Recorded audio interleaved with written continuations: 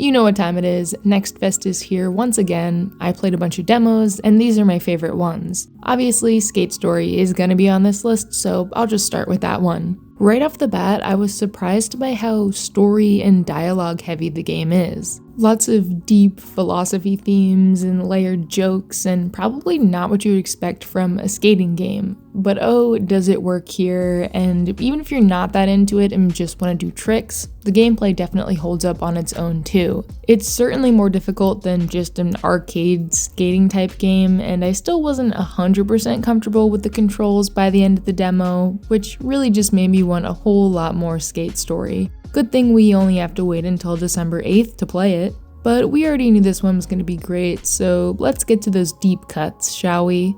FISHtastic Fishing FISHSCAPES is the name of the next game, or FISH³ for short. It's a fishing/racing game where you race with a fish and fish while you race. It makes sense after you've played it, trust me. In the tutorial though, you're boating behind a horse, but the premise is the same. Try to steer it in the direction you want to go, avoid obstacles, and play a fishing minigame while doing so. It's totally weird, but it totally works. FISH³ doesn't have a release date, but it's set to come out by the end of the year. The first big surprise of the fest, because believe it or not, the last one wasn't a surprise since I'd already been following the developer, was this unassuming puzzly platformer called MONUMENTUM. Or more accurately, it's a Metroidvania rage puzzle platformer pinball-like, and there really are bits of all those genres in there. So you start off as this powerless cube just rolling along the ground, wondering if you missed something. Maybe you gotta press a weird button to jump? But no, there's no jumping. Instead, there are jump pads indicated by this symbol out in the world. Chain some jumps together, explore a little more, and your next power-up is what I'll call this monorail system, where you can glide along these glowing pink rails. Chain that together with the jump pads and you'll start moving pretty quick, just like a pinball game. And the rage platformer part, that comes in when you fall all the way down this shaft back to the bottom. Here we go again. MONUMENTUM comes out in just a few weeks on Halloween. It wasn't on my radar at all before, but now I'm gonna need to play this thing and make it to the top, even if it breaks me. What, you don't want to completely lose your progress in a game and have to start back from the beginning? Looking for a slower paced, detective-type Blueprints-esque experience? Boy, do I have the game for you. The Seance of Blake Manor was actually recommended to me by someone who watched my video about spooky but not scary games, and it's perfect for a chilly autumn evening. You play as a private investigator who arrives at a mysterious Irish manor the day after one of its guests disappears. Everyone's acting like her disappearance is no big deal, but you quickly find out that people are hiding things, as they do. The gameplay centers around you talking to various guests and workers, questioning them about information you uncover, observing their appearances, and forming hypotheses about whatever conspiracy is going on. Timing is important in this game. Certain activities will occur at certain times, and some guests will be away from their rooms during certain hours, so you can do a little bit of snooping. Time progresses every time you inspect an item or talk to someone, but overall I didn't really feel rushed while playing. You can save and load the game at any time to explore different paths. In just this demo, you'll uncover a ton of clues and leads, more than you can keep track of, and I was very much left wanting more after it was over. So it's a good thing the full game releases on October 27th. InOut is a minimalistic and extremely polished feeling puzzle platformer. And like any good game in the genre, it's so good because it's so simple. Oh, and you play as a blob-looking dude. That's also helpful.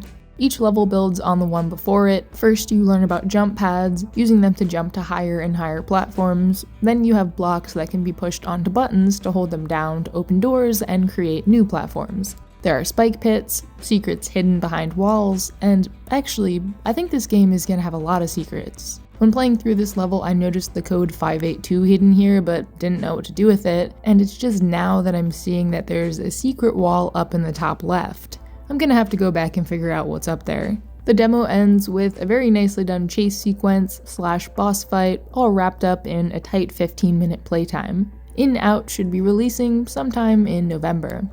Alright, all you tiny truckers out there can finally play the demo for Truckful, a slightly haunted delivery game with some lovely art and interesting camera angles. You choose how you want to pack your truck, then hit the road. The key here is to balance wanting to drive as fast as humanly possible with playing it safe, because if you drop any cargo, you'll be sent back to the last checkpoint.